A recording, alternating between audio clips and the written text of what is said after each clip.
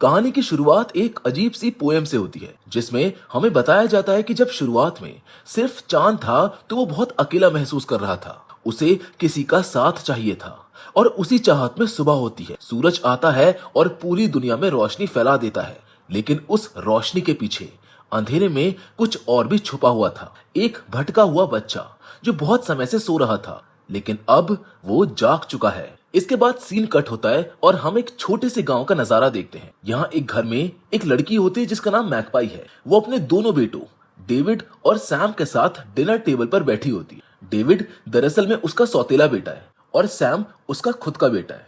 इसी दौरान हमको पता चलता है कि ये लेडी, जिसका नाम मैकपाई है, अपने पति हावर्ड के लिए एक खतरनाक प्लान बना रही है। ये कोई सरप्राइज वाला प्लान नहीं था, बल्कि ये प्लान उसे मारने की साजिश थी।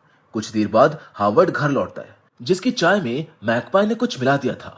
और जैसे ही हावर्ड वो चाय पीता है, उसके शरीर में अजीब सी कमजोरी आने लगती है। ये दोनों लकड़ियां लाने के लिए जंगल की ओर निकलते हैं और रास्ते में हावर्ड बहुत अजीब सा महसूस करने लगता है। दरअसल जहर अपना असर दिखा रहा था।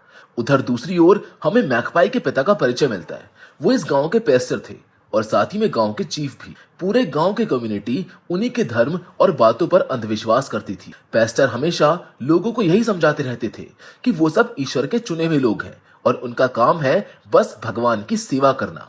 अब कहानी फिर से जंगल की तरफ लौटती है, जहां मैकपाई हावर्ड को एक लकड़ी के लट्ठे पर लिटा देती है। वो उसके हाथ काट कर उसे खत्म करना चाहती थी, लेकिन उसमें हिम्मत नहीं थी। इसीलिए वो वाइन पीती है और पूरी ताकत जुटाकर उसका हाथ काट देती है। और जैसी वो ये करती है, अचानक उसके सामने एक अजीब सा क्रिएचर आ जाता है, जिसकी बड़ी बड़ी चमकदार आंखें थी और उसके सर पर बड़े बड़े सींग थे।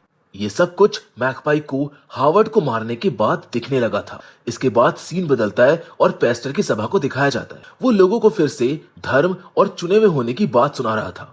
लेकिन तभी वहां पर खून से लथपथ मैकपाई पहुंचती है, जिसको देखकर पूरी कम्युनिटी सन्न रह जाती है। खुद पेस्टर भी हैरान हो जाता है। जहां कुछ देर बाद हम जॉन नाम के एक शख्स से मिलते हैं। जॉन पेस्टर के काफी करीब था और अक्सर उसके घर पर भी रहता था। पेस्टर ने उसे खास तौर पर इसलिए बुलाया था ताकि वो मैकपाई पर नजर रख सके, क्योंकि बाहर सबको यही बताया गया है कि हावर्ड के साथ जो हुआ वो महज एक हादसा था। इसके बाद हम देखते हैं कि मैकपाई अपने दोनों बेटों के साथ पेस्टर से मिलने आ रही हो।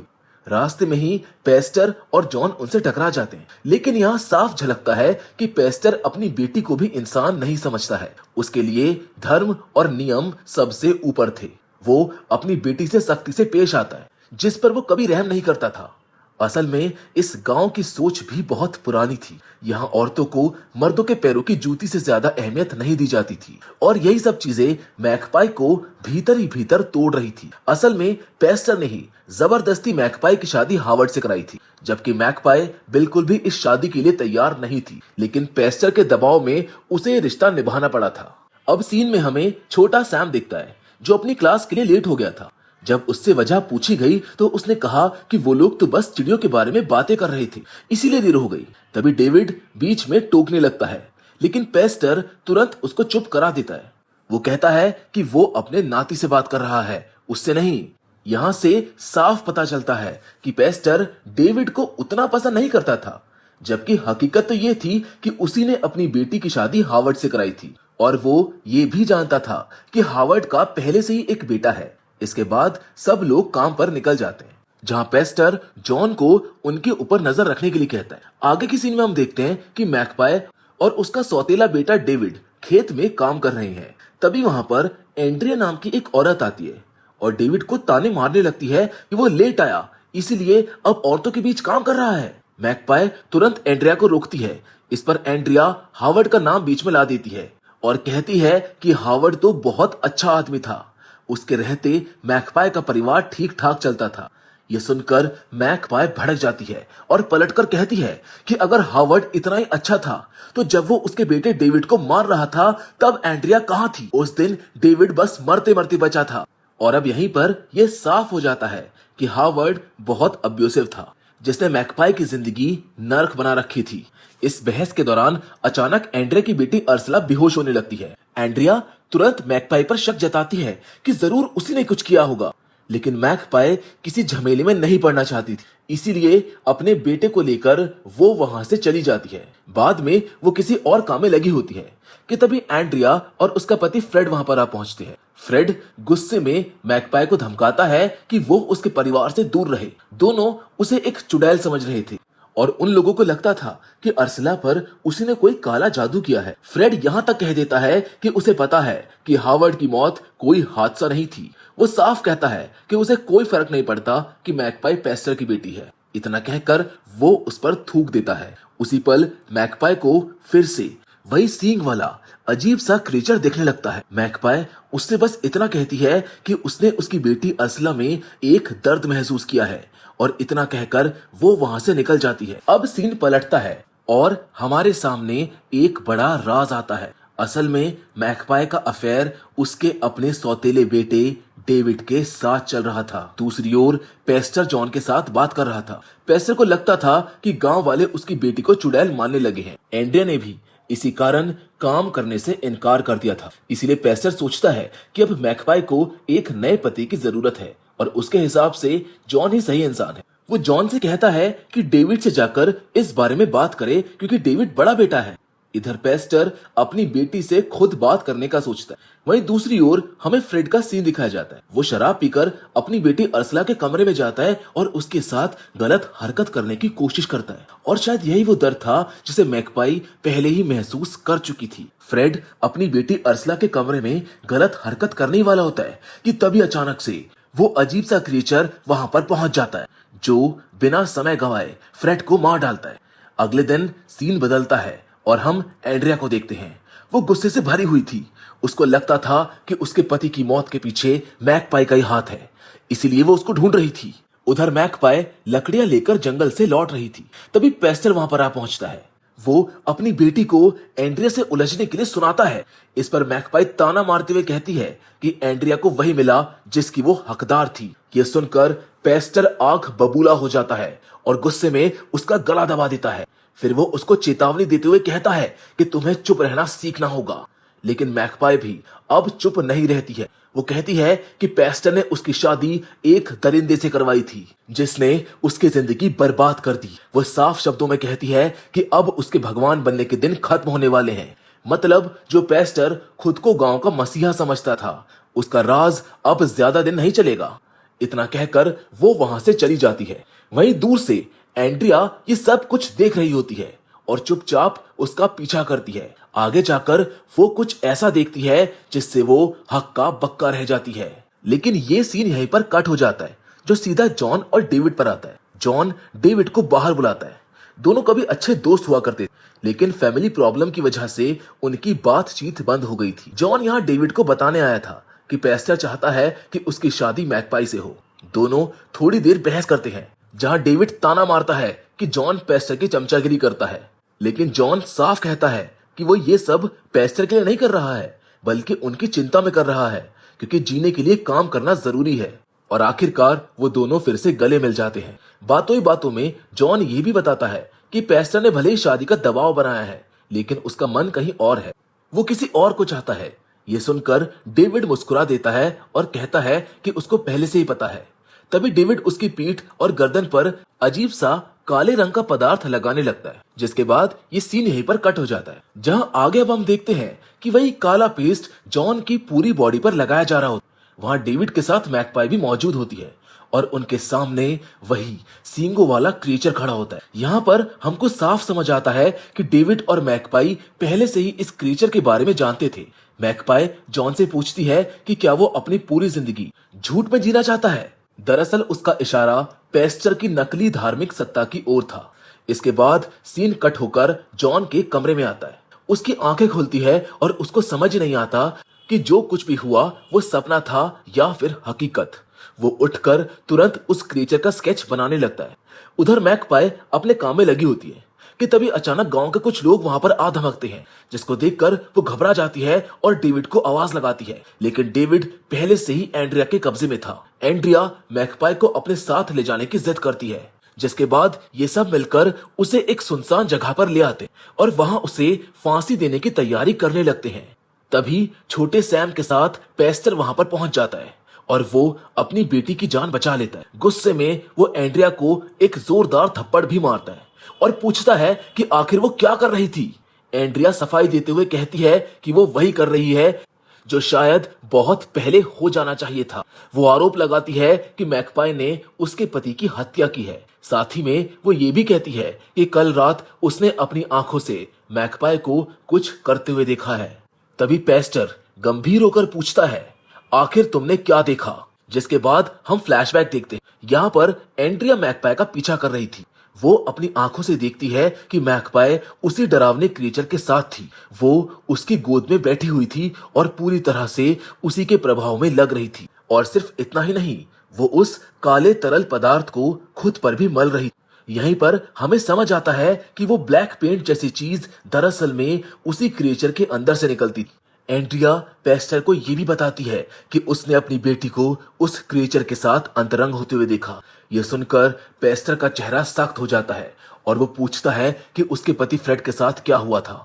एंड्रिया बताती है कि जब वो अपने कमरे में गई थी तो उसका पति 2 टुकड़ों में पड़ा हुआ था और ये सब उसी क्रिएचर ने किया था जिसके साथ मैकपाई जुड़ी हुई। ये सुनते ही मैकपाई जोर देकर कहती है कि एंड्रिया झूठ बोल रही है। एंड्रिया कहती है कि वो अब मैकपाई के साथ कोई काम नहीं करेगी, लेकिन पेस्टर सबको शांत करवाता है। वो कहता है कि जब तक सच का पता नहीं चल जाता तब तक सब लोग काम करते रहेंगे। इसके बाद सीन जंगल में शिफ्ट होता है जहां पर वही क्रीचर अभी भी मौजूद था। फिर हम देखते हैं कि पेस्टर अपनी बेटी मैकपाई के पास आता है। उसे तेज बुखार था। पेस्टर उससे पूछता है कि उसने फ्रेड के साथ क्या किया। मैकपाई हंसते हुए कहती है कि उसने वही किया जिसका वो हकदार था। उसकी हंसी बिल्कुल पागलों जैसी थी। फिर पेस्टर उसे जॉन द्वारा बनाया गया स्केच दिखाता है। उसे देखते ही मैकपाई कहती है कि उसे उस क्रिएचर के पास जाना है, लेकिन पेस्टर बाहर निकलते हुए दरवाजा बंद कर देता है और उसे कमरे में कैद कर देता है। तभी जॉन वहां पर पहुंचता है। अब उसको समझ आ चुका था कि जो कुछ उसके साथ हुआ था वो सपना नहीं बल्कि हकीकत थी, लेकिन पेस्टर कहता है कि उसे इस बारे में कुछ नहीं पता। इस बीच गांव वाले पेस्टर के खिलाफ हो चुके थे, जिसके ऊपर वो दबाव बना रहे थे। इसीलिए पेस्टर तय करता है कि वो अपनी ही बेटी को सजा देगा और ये जिम्मेदारी जॉन को सौंपी जाएगी। फिर गांव वाले मैकपाई को बांधकर एक सुनसान जगह ले आते हैं। वो लोग उसे पापिन और डायन कहकर चिल्लाने लगते हैं, लेकिन अर्सला चुप रहती है क्योंकि उसको पता था कि मैकपाई ने जो किया वो गलत नहीं था बल्कि वो सही था। तभी पेस्टर वहां पर पहुंचता है और सब शांत हो जाते हैं। वो वहां पर भगवान से प्रार्थना करता है और कहता है कि उसकी बेटी अब शैतान के प्रभाव में है। वो खुद शैतान बनती जा रही है, यहाँ तक कि उसका सौतेला बेटा भी अंधकार का साथी है। फिर वो सभी गांव वालों से कहता है कि इसे यहीं पर बंधा रहने दो, अब इसको सजा खुद भगवान देंगे। दूसरी ओर हम देखते हैं कि क्रिएचर से निकला वही काला तरल पदार्थ धीरे धीरे पूरे गांव में फैल रहा था। ये असल में अंधकार का फैलना था, लेकिन यहाँ पर यह भी दिखाया गया है कि गांव वाले जो भी कुछ कर रहे हैं वो खुद भी किसी अंधकार से कम नहीं था। अब सीन कट होकर अर्सला और उसकी मां पर आता है। मां उसको समझाती है कि फ्रेड की मौत वाजिब थी क्योंकि उसकी गंदी नजर सिर्फ मैकपाई पर नहीं बल्कि अपनी बेटी अर्सला पर भी थी। इसके बाद जॉन डेविड से मिलने आता है जिसे कैद करके रखा गया था। जॉन कहता है कि जंगल में मैकपाई उसका इंतजार कर रही है और उसी ने उसको भेजा है। ये सुनकर डेविड तुरंत उसके साथ चल पड़ता है, लेकिन जंगल पहुंचने पर उसको एहसास होता है कि जॉन ने उससे झूठ बोला था। ये सब पेस्टर की चाल थी। असल में पेस्टर ने ही डेविड को बुलाया था ताकि वो उस क्रिएचर के बारे में उससे पूछताछ कर सके, लेकिन डेविड अब पूरी तरह से उस क्रिएचर के प्रभाव में था जो पागलों की तरह हंसने लगता है। उसी वक्त वहां पर एंड्रिया भी मौजूद होती है। पेस्टर उससे पूछता है कि उसने उस क्रिएचर को कहां देखा था। एंड्रिया बताती है कि उसने उस क्रिएचर को यहीं पर देखा। तभी डेविड कहता है कि तुम लोग उस क्रिएचर को कभी नहीं मार पाओगे। इस पर पेस्टर अकड़ कर कहता है कि वो उसको मार सकता है और अचानक गुस्से में आकर वो एंड्रिया को वहीं पर मार डालता है। एंड्रिया को मारने के बाद पेस्टर ने डेविड को भी मार दिया। शायद कहीं ना कहीं उसे इस बात का अंदाजा हो गया था कि शायद डेविड और उसकी बेटी के बीच अफेयर चल रहा था। हो सकता है कि ये राज उसे जॉन नहीं बताया हो। एंड्रिया को उसने इसलिए मारा क्योंकि वही लगातार गांव वालों को उसके खिलाफ भड़का रही थी और शायद पेस्टर को उसी की बातें उसकी खुद की बेटी को मारने की तरफ धकेल रही थी। वहीं डेविड को खत्म करने की वजह ये थी कि वो पूरी तरह से उस क्रीचर के प्रभाव में आ चुका था और पेस्टर उसकी मौजूदगी को बर्दाश्त नहीं कर पा रहा था। इसके बाद पेस्टर जॉन से कहता है कि गांव वालों को यही कहानी सुनानी होगी। एंड्रिया को तो क्रिएचर ने मार डाला और डेविड ने हमला करने की कोशिश की थी, इसीलिए जॉन को मजबूरी में सेल्फ डिफेंस में उसको मारना पड़ा। दोनों वहां से निकलने ही वाले होते हैं कि तभी जॉन को अचानक उस क्रिएचर की एक झलक दिखती है और तभी ये सीन यहीं पर कट हो जाता है। सीन शिफ्ट होता है पेस्टर और उसकी बेटी पर। यहाँ पेस्टर मैकपाई का ख्याल रख रहा होता है। उसके चेहरे से साफ झलक रहा था कि उसे अपनी बेटी की सच में चिंता थी। असल में उसने एंड्रे को भी इसलिए मारा था ताकि उसकी बेटी किसी खतरे में ना पड़ जाए, और जो उसे कमरे में कैद करके रखा गया था वो भी इसी वजह से था क्योंकि पेस्टर चाहता था कि मैकपाई सुरक्षित रहे। कुछ देर के बाद जब मैकपाई को होश आता है तो वो खुद को कमरे में बंद पाती है। अचानक उसे डेविड नजर आता है। डेविड बुरी तरह से घायल होता है और उससे वो मदद की गुहार लगा रहा होता है, लेकिन ये असल में उसका सपना था, या फिर ऐसा कह सकते हैं कि शायद डेविड की आत्मा उसे कुछ दिखाना चाह रही हो। जैसे वो जागती है उसको जॉन दिखाई देता है। मैकपाई तुरंत उससे पूछती है कि डेविड कहां पर है, लेकिन जॉन कोई भी सीधा जवाब नहीं देता है, बल्कि उल्टा वो उससे सवाल करता है कि आखिर उसने उसके साथ क्या किया था। जॉन बताता है कि जब से उसके ऊपर वो काला तरल पदार्थ डाला गया है तब से वो ठीक महसूस नहीं कर पा रहा है।